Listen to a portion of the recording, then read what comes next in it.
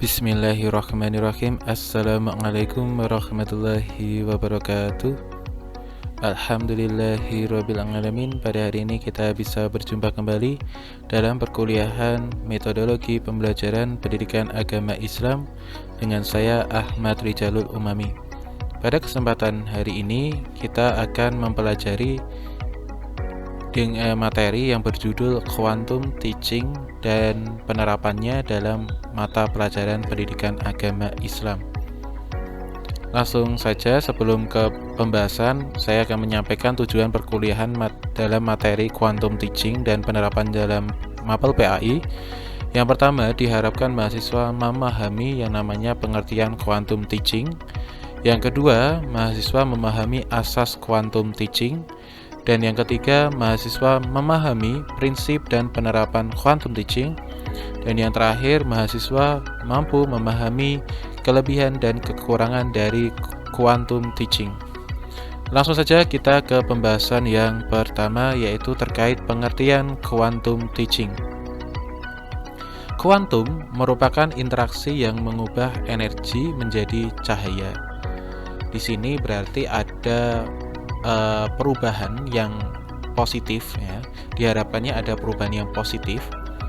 Dan di sini yang dimaksud dengan quantum teaching yaitu upaya guru untuk menciptakan pembelajaran yang efektif dengan memanfaatkan unsur yang terdapat dalam peserta didik dan lingkungan sekolah melalui interaksi di kelas. Jadi pada intinya guru berupaya untuk menciptakan pembelajaran yang efektif dengan memanfaatkan segala sarana yang dimiliki oleh sekolahan atau yang ada di kelas dan juga dipadukan dengan unsur-unsur yang ada dalam peserta didik. Unsur-unsur dalam peserta didik ini bisa diambil dari pengalamannya atau dari pengetahuannya atau dari apa yang pernah dia lakukan. Jadi sekali lagi untuk quantum teaching yaitu guru memanfaatkan segala hal yang ada yang bertujuan untuk menciptakan pembelajaran yang efektif. Pembahasan yang kedua yaitu asas quantum teaching. Asasnya yaitu bawalah dunia mereka ke dunia kita dan antarkan dunia kita ke dunia mereka. Maksudnya apa? Di sini bawalah dunia mereka ke dunia kita. Di sini maksudnya yaitu ketika kita melaksanakan proses pembelajaran harus disesuaikan dengan bakat minat dari peserta didik. Jadi agar apa? Agar pembelajaran yang dilaksanakan menyenangkan dan peserta didik pun nyaman dengan pembelajaran tersebut. Dan antarkan dunia kita ke dunia mereka. Maksudnya apa? Dunia kita itu adalah mengenai materi pembelajaran, yang mana materi pembelajaran ini diharapkan peserta didik dapat memahami dan menerapkannya. Jadi seperti itu asas dari quantum teaching. Untuk pembahasan yang ketiga yaitu prinsip dan penerapan quantum teaching. Di sini saya menjelaskan prinsip sekaligus penerapannya, penerapan quantum teaching dalam materi pembelajaran pendidikan agama Islam. Yang pertama, prinsip yang pertama adalah segalanya berbicara. Maksudnya apa? Di sini guru harus bisa memanfaatkan segala apa yang ada di dalam kelas tersebut dan apa yang dia miliki. Jadi di sini guru ketika diam pun diharapkan itu sangat bermakna bagi peserta didik. Jadi semuanya bermakna. Guru apa yang disampaikan oleh guru pun juga bermakna. Dan terus media atau sarana semuanya harus bermanfaat. Sehingga di sini istilahnya adalah segalanya berbicara. Maksudnya apa? Segalanya itu bisa dimanfaatkan untuk memudahkan pemahaman peserta didik dalam memahami materi yang disampaikan oleh guru.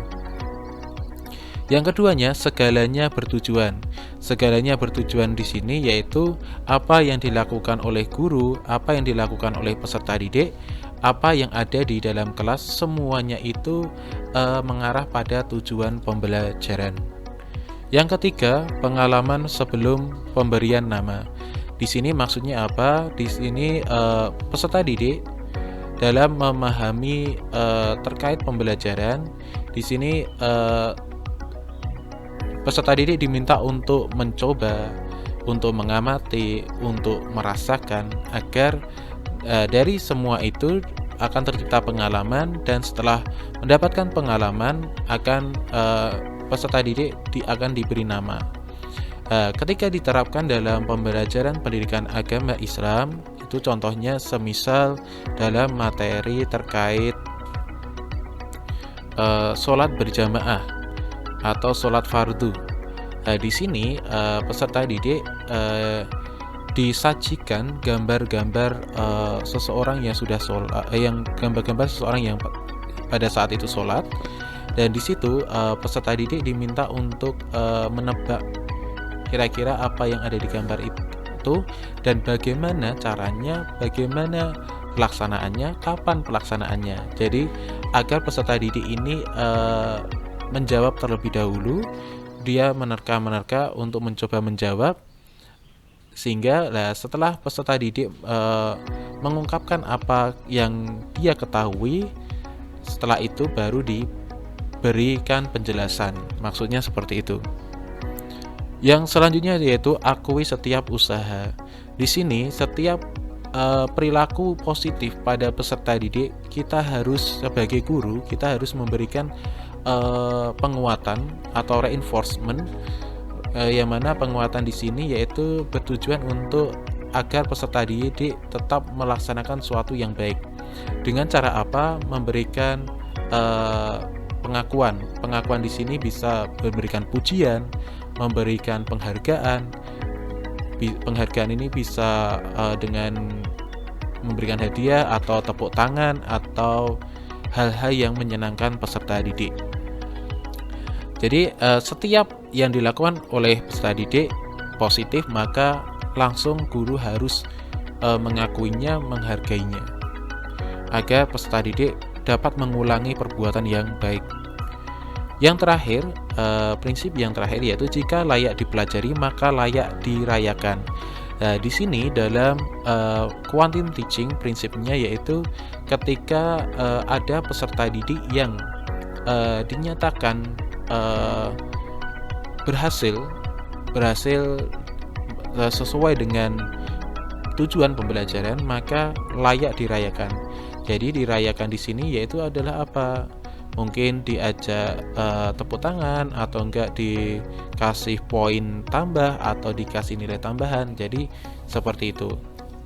Itu mengenai prinsip dan penerapan quantum teaching. Selanjutnya, pembahasan selanjutnya itu saya akan membahas terkait kelebihan quantum teaching. Kelebihan yang pertama dari quantum teaching yaitu memberikan kebebasan belajar. Jadi di sini dalam pembelajaran yang diterapkan, peserta didik dapat menerapkan yang namanya kebebasan belajar. Dengan kebebasan belajar ini, peserta didik bisa memahami pembelajaran sesuai dengan kemampuan peserta didik. Yang kedua, memudahkan pemahaman siswa. Dari memberikan kebebasan belajar, karena sesuai dengan bakat minat dan karakteristik peserta didik, di situ memudahkan pemahaman siswa terhadap materi yang disampaikan oleh guru. Selanjutnya, menjadikan siswa lebih aktif dan berani. Yang keempat, membiasakan belajar yang nyaman dan menyenangkan. Di sini karena yang namanya quantum teaching ini tujuannya tidak lain tidak bukan untuk menyamankan peserta didik dalam proses pembelajaran. Sehingga dengan belajar yang nyaman dan menyenangkan ini memudahkan peserta didik untuk mencapai tujuan pembelajaran. Setelah kelebihan, saya akan menyampaikan terkait kelemahan quantum teaching. Kelemahannya yang pertama adalah membutuhkan waktu yang cukup lama. Di sini dalam proses pembelajarannya tidak mungkin berjalan dengan singkat, karena butuh proses pemikiran, butuh proses mencoba, mengamati, sehingga butuh waktu yang lama. Tidak heran kalau penerapan quantum teaching ini kadang bisa melebihi waktu yang sudah ditentukan. Bisa juga melebihi dari apa yang direncanakan. Yang selanjutnya adalah sarana dan prasarana mahal. Maksudnya mahal di sini karena yang namanya quantum teaching ini karena agar meningkatkan minat peserta didik dalam mempelajari materi tersebut, perlu adanya sarana atau fasilitas yang dapat menunjang semangat peserta didik dalam mengikuti pembelajaran, seperti halnya kalau dalam kelas adanya proyektor, adanya video-video yang menarik. Itu adalah sarana yang tidak bisa diterapkan ke seluruh sekolahan ya, kecuali untuk sekolahan yang sudah memang sarana prasarananya lengkap dan memadai. Selanjutnya membutuhkan persiapan yang matang.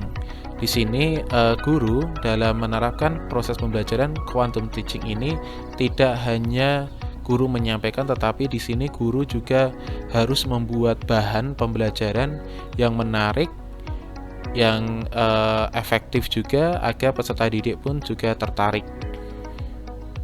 Setelah itu, yang terakhir adalah kelemahannya, yaitu mengganggu kelas lainnya.